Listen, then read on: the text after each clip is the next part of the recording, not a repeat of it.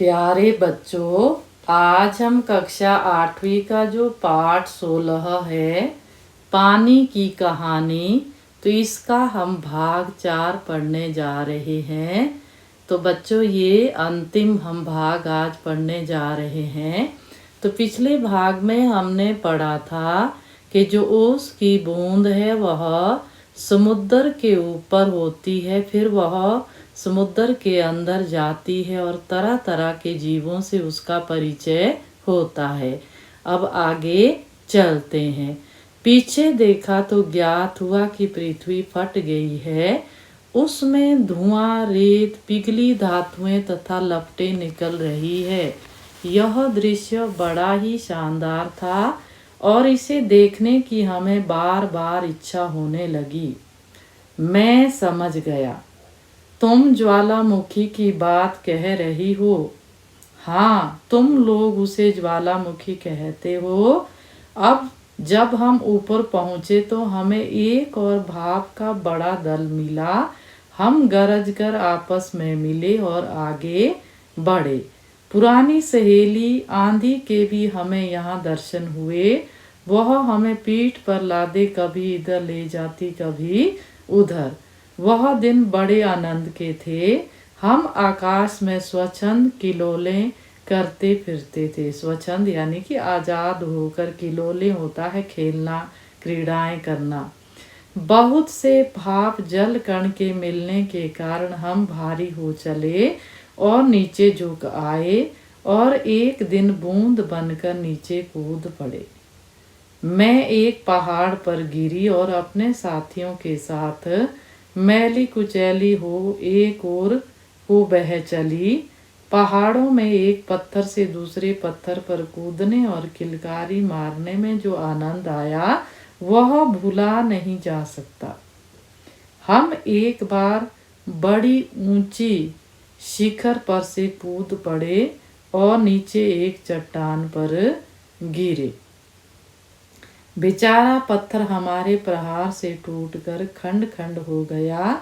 यह जो तुम इतनी रेत देखते हो, पत्थरों को चबा चबा कर हम ही बनाते हैं। जिस समय हम मौज में आते हैं तो कठोर से कठोर वस्तु हमारा प्रहार सहन नहीं कर सकती। अपनी विजयों से उन्मत्त होकर हम लोग इधर उधर बिखर गए। मेरी इच्छा बहुत दिनों से समतल भूमि देखने की थी, इसलिए मैं एक छोटी धारा में मिल गई। सरिता के वे दिवस बड़े मजे के थे। सरिता यानी कि नदी दिवस दिन। हम कभी भूमि को काटते, कभी पेड़ों को खोखला कर उन्हें गिरा देते। बहते बहते मैं एक दिन नगर के पास पहुंची। मैंने देखा कि नदी के तट पर एक ऊंची मीनार में से कुछ काली काली हवा निकल रही है। मैं उत्सुक हो उसे देखने को क्या बढ़ी कि अपने हाथों दुर्भाग्य को न्योता दिया। ज्यों ही मैं उसके पास पहुंची, अपने और साथियों के साथ एक मोटे नल में खींच ली गई। कई दिनों तक मैं नल नल घूमती फिरी। मैं प्रतिक्षण उसमें से निकल भागने की चेष्टा में लगी रहती थी। भाग्य मेरा मेरे साथ था। बस एक दिन रात के समय मैं ऐसे स्थान पर पहुंची जहां नल टूटा हुआ था। मैं तुरंत उसमें होकर निकल भागी और पृथ्वी में समा गई। अंदर ही अंदर घूमते घूमते इस बेर के पेड़ के पास पहुंची।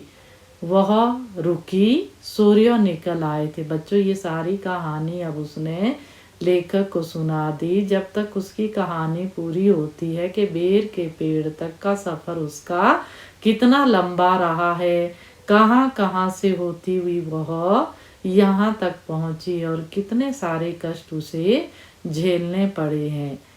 बस मैंने कहा, लेखक ने फिर कहा कि बस यही कहानी। हाँ, मैं अब तुम्हारे पास नहीं ठहर सकती।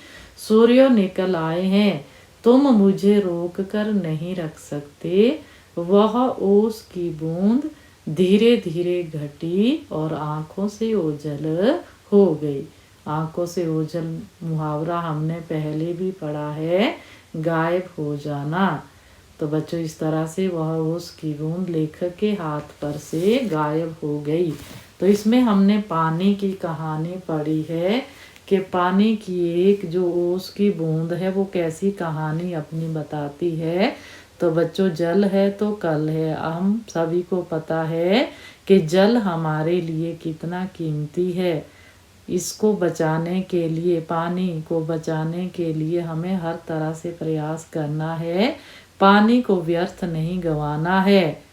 अब एक बूंद के बिना भी हम पानी की कभी जो है तड़प सकते हैं, तो इसलिए हमें इसके बारे में सोचना है और प्रकृति को हमें किसी भी तरह का नुकसान नहीं पहुंचाना है। तो बच्चों ये जो कहानी हमने 1, 2, 3, 4 भाग के रूप में आपके सामने रखी पानी की कहानी, तो ये आपको अवश्य ही समझ आई होगी।